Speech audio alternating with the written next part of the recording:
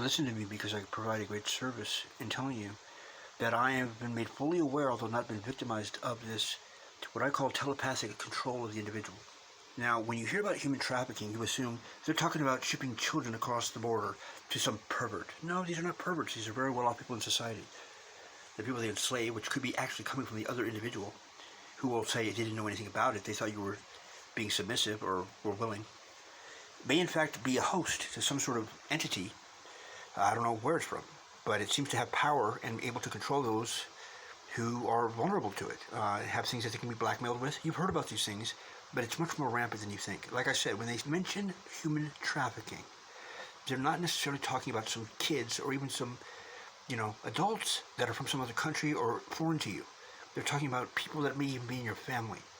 In fact, you would be hard-pressed to not find someone who in some way, shape, or form doesn't know how to explain it to you, but has in fact had something done where they didn't quite understand. Not like the regular, I don't know why I did that. The more like, what made me do that? And this was attempted on me, and it didn't work. And that apparently gives them a red flag, because if it doesn't work on you, then they know you are one of this other group, which is their enemy, which is not your enemy, it's your friend. So, I didn't want to shake you up before, but take a real good look at that guy you're with, okay? That's why I'm glad you're not with me. That's why I wanted to be willing, because I know that wasn't you who made that move that night. I knew that, because you would never do that. That's not you. And then the next morning you didn't remember anything, and you told me all these wild stories, and the scene had only happened a few hours earlier. I take a snapshot of that moment, and I remember it in a beautiful frame so that it cannot be erased. So that was a mistake. I told you, if you want to be on the Witness Protection Program, we're down like that. We're here to save the planet. I told you from day one, I was Mike.